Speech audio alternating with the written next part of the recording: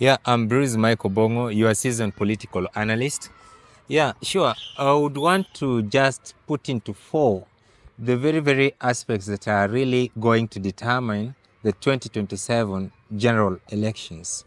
Now, there is a persona, Adonis, by the name of Matiang'i. Matiang'i is sincerely known for all that he has done that has made him rise to the echelons on the national space that we know. Number one, he will be remembered, Matiang'i, for bringing what is called the digital migration. Matiang'i is the same person who ensured that school capitation was being done in a manner that was equitable to everyone through the NEMIS education platform, the National Education Management Information System. So Matiang'i equally worked so hard to engross more of our TVETs, to ensure that they had structures and that they were really being capitated well. And I think that also moving forward, one thing that we cannot deny Matiang'i is the fact that he was able to fight the bandits during his tenure as internal security CS. So is one man that we can entrust with the distribution of resources. I think that is embedded in the very heart of what governance should entail. He's one man who has been known for fairness in terms of university admissions. He's one man who has seriously been known in terms of equity in distribution of all academic instrumentation. In the same cachet, I would introduce someone by the name Babu Owino. In that team, we got Babu, who has been a fighter for all this while, and Babu must be remembered for having had fought the administration or the system in place to ensure that we revert back to the old funding model of help for our university students. And I think the credit goes to Babu, not forgetting that Babu Owino just recently, InfoTrack released that he is the most progressive, the most hardworking member of parliament, both in terms of legislation, oversight, and development. Indeed, who else can decide to choose Babu over the other? We have Edwin Sifuna, someone who is known in Nairobi to have got clear academic credentials. This is someone who has been there to ensure vibrancy and has always fought the odds to ensure that the common mwananchi has got his space. And if you tell me to choose between Babu Owino, Sakaja, and Edwin Sifuna, I will always pick Babu Owino and Sifuna over Sakaja anytime, because I know Babu Owino can lick Sakaja any day, and also Sifuna can lick Sakaja any day.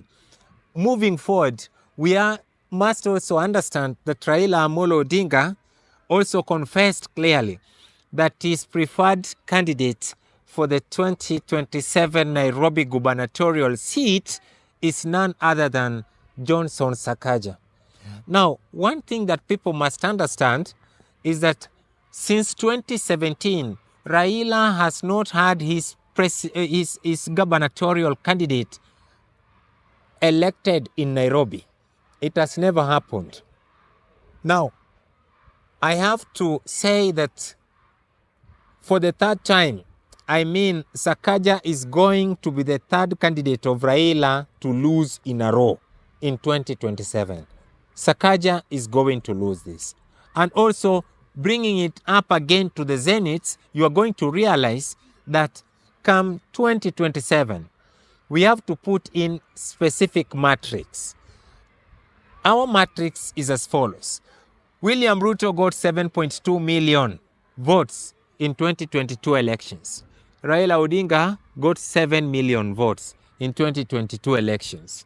Now, let us start with Raila Amolo's basket. Out of the 7 million, Raila has already lost 1.5 million from the Akamba community. He's now left with a paltry 5.5 million. Now, go back to the Gusii land. Raila lost 500. Raila is going to lose 500,000 votes in Kisii land. It leaves Raila with 4 million votes. Then again, you go to the Kikuyu votes where he lost 1 million votes. Now, Raila is now left with a paltry 3 million. Now, what is the composition of the 3 million that Raila Amolo Odinga is left with? Raila's 3 million is composed of the Luhya votes and the Luo votes, and a bit of Nairobi here and there. That is 3 million. Let us now consider that Raila is going to give out these 3 million votes to William Ruto only in an event, underline the word, in an event that he wins the AU seat, which I believe Raila Amolo Odinga is not going to win. He's only going to see the 3 million if he wins, but I believe he's not going to win this. Now, let us go back to William Ruto's basket. William Ruto got 7.2 million votes. Now, out of the 7.2 million votes, just deny William Ruto one vote, the Kikuyu vote, which is 4 million. So 4 million from the 7.2 million, you are going to be left with simply 3.2 million.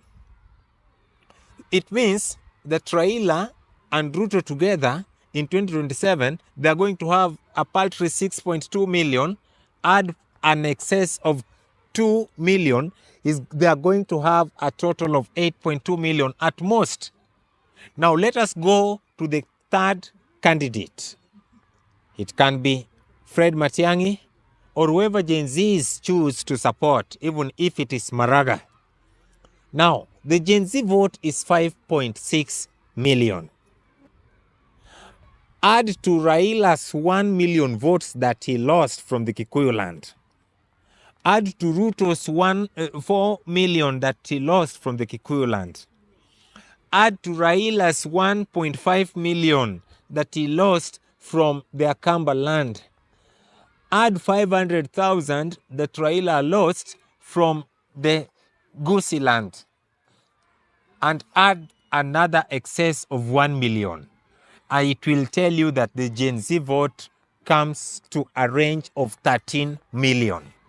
So this one is going to really show you the shreds that indeed it is possible to have one William Samoei Ruto serve one term. And Kenyans have promised that as they did make history of William Ruto to become the first president who was elected on his first term, they are also going to ensure that William Ruto is back in the history to be the first president of Kenya to serve one term. Thank you.